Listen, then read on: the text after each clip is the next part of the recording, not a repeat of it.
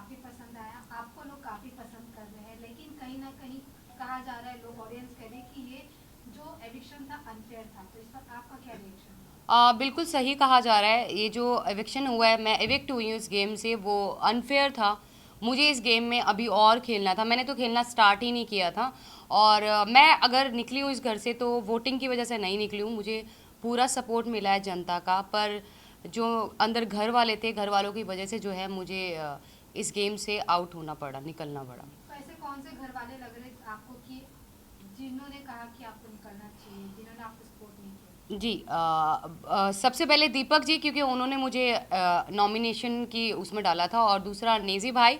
और नेजी भाई का मुझे बुरा नहीं लगा, क्योंकि उन्होंने कल के एपिसोड में बोला है कि मैं बहुत मतलब मुझे बहुत बुरा लग रहा है कि पायल मेरी वजह से गई है, और शायद मेरा वो डिसीज़न गलत था। तो जो एक थोड़ा सा दुख था मुझे भाई को लेके कि उसने उन्हें ऐसा बोला, वो अब क्लियर हो गया है कि उनको ये एहसास हो गया कि उनकी वजह से आज मैं उस गेम में नहीं हूँ। पर दीपक जी के लिए मुझे बिल्कुल भी सरप्राइज़ नहीं हुआ, क्योंकि वो ऑलरेडी अपने दिमाग में ये चीज़ बिठा के बैठे थे कि ये तीन लोग एक ही घर से आए हैं और इनके तीन वोट एक साथ हैं, ये मिलके खेलेंगे। उन्होंने हमें इंडिविजुअल देखा ही नहीं, और वो चाहते ही नहीं कि हम इंडिविजुअल इस गेम में रह के खेल सकें। वेल आपने दीपक जी की बात करी, मैं बात करूँ नीरज जी की। उन्हें ऐसा लगता है कि दीपक एज अ विनर निकल सकते। वो बहुत अच्छे प्लेयर है, जस्ट बिकॉज वो अभी व्हील चेयर पर है, या उनका फ्रैक्चर है, इसी वजह से वो अपनी गेम को ज़्यादा एक्सप्लोर नहीं कर पा रहे। क्या कहना है आपको इस बारे में? मेरा कहना ये है, दीपक जी बहुत ज़्यादा एक्सपीरियंस्ड है, उनको चीज़ें बहुत ज़्यादा पता है हम लोगों से ज़्यादा। ठीक है, पर जो उनकी मेडिकल कंडीशन है उसकी वजह से वो उस गेम में अपना जो उनको देना चाहिए वो नहीं दे पा रहे हैं। वो मेडिकल कंडीशन की वजह से बेड पे रहते हैं, उनको बेड से उठा के मेडिकल रूम तक ले जाने के लिए भी दो लोगों की ज़रूरत पड़ती है। तो मुझे ऐसा लग रहा है कि उनको इस वक्त ना बुला के शायद नेक्स्ट सीज़न में अगर बुलाते तो वो शायद बहुत ज़्यादा अच्छे से खेलते और शायद विनर भी हो सकते थे। पर इसी के साथ साथ ये भी जानना चाहेंगे, शिवानी का और अरमान जी का जो फाइट हुआ था, उस दिन मॉर्निंग में, अगले दिन मॉर्निंग में सना मकबूल, पलोमी और शिवानी बैठी थी, और अरमान सामने की तरफ बैठे थे आप लोगों के बीच में। तब शिवानी को उन्होंने ये कहा था कि ये इंसान पर भरोसा नहीं करना, और वहीं हम दूसरी तरफ सोशल मीडिया पर देख रहे कि शिवानी ऑलरेडी एक ब्लॉग बना चुकी है अरमान जी के साथ। मतलब वो उनको पहचानती है 2 साल पहले की। वो 2 साल पहले एक्चुअली क्या था कि मेरी एक हम लोगों की ग्रैंड मैरिज हो रही थी, मेरी और अम्मान की। मेरा सपना था जो वो पूरा कर रहे थे। तो उस ग्रैंड मैरिज में शिवानी ऑल्सो इनवाइटेड, वो इनवाइटेड थी। उस टाइम तकरीबन उसके 1.5 मिलियन या 2 मिलियन सब्सक्राइबर थे यूट्यूब पे। तो वो हमारी शादी में आई थी इंजॉय करने, तो वो 2-2.5 साल से हमें ऑलरेडी जानती थी। जी। जी। वेल अभी ये जो उन्होंने कहा है कि इन पे भरोसा नहीं करना चाहिए, वो बहुत शातिर है, क्या कहना चाहोगे इस चीज़ को लेकर आप? शिवानी के लिए आप बोल रहे हैं? यस। जी, शिवानी, क्योंकि गेम के अंदर आने के बाद जिस जिस शिवानी को हम जानते थे वो शिवानी उस गेम में रही नहीं। वो मतलब कहते हैं ना कि वो पहले से प्लान करके गई है, मुझे ये करना है तो मैं कैमरे के सामने रहूँगी, मैं ज़्यादा दिखूँगी।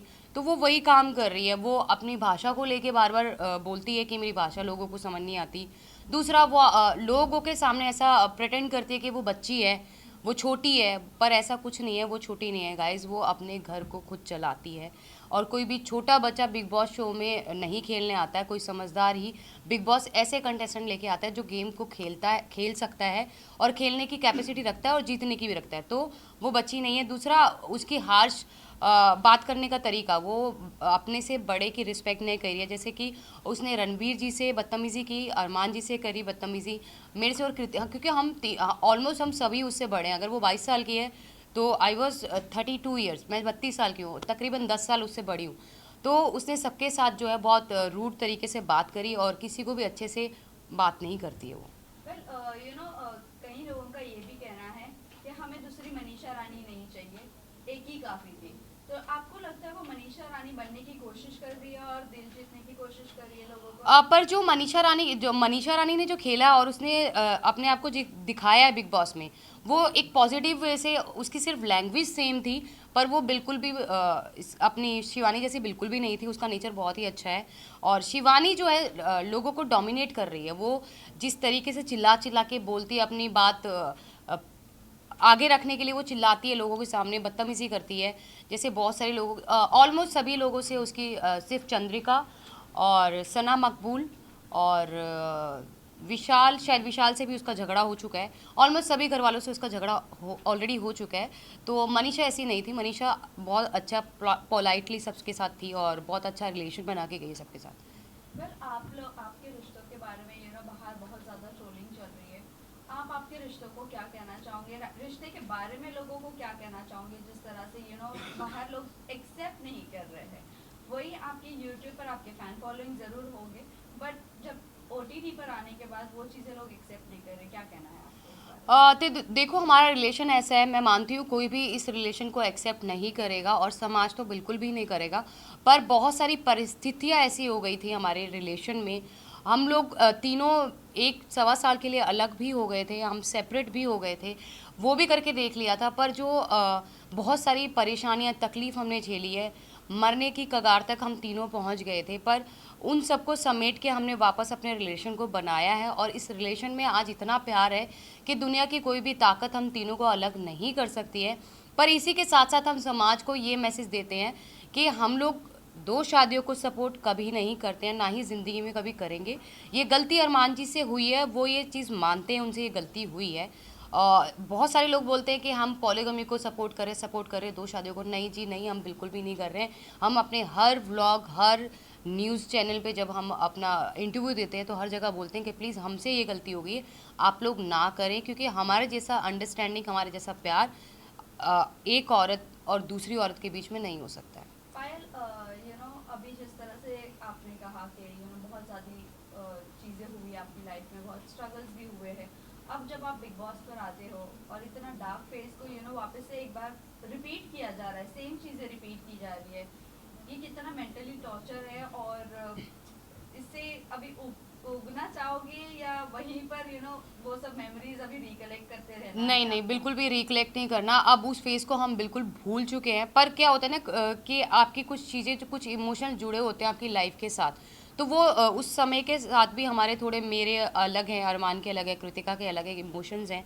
वो जब कोई बिल्कुल अंदर घुसता है ना तो एक डार्क फेस याद आता है और वो थोड़ा इमोशनल हो जाता है। तो लेकिन अब उस लाइफ को हम बिल्कुल भी याद नहीं करना चाहते और बिल्कुल भी नहीं उसके बारे में बात करना चाहते। इवन पायल, अभी आप घर से बाहर हो चुकी है, आप अपने बच्चों के साथ हैं, लेकिन आप अरमान को कितना मिस करेंगी, क्योंकि अभी वो तो घर के अंदर ही है? अरमान जी घर के अंदर है, मैं उनको मिस नहीं करूँगी, क्योंकि मैं उन्हें रोज़ 24 आवर्स लाइव देखूँगी और उनके हर एक जितने भी एपिसोड्स आएंगे वो देखूँगी। उनको मिस नहीं करूँगी क्योंकि ऑलरेडी उनके पास कृतिका है उनके सपोर्ट के लिए। पर बाहर से फुल सपोर्ट दूंगी।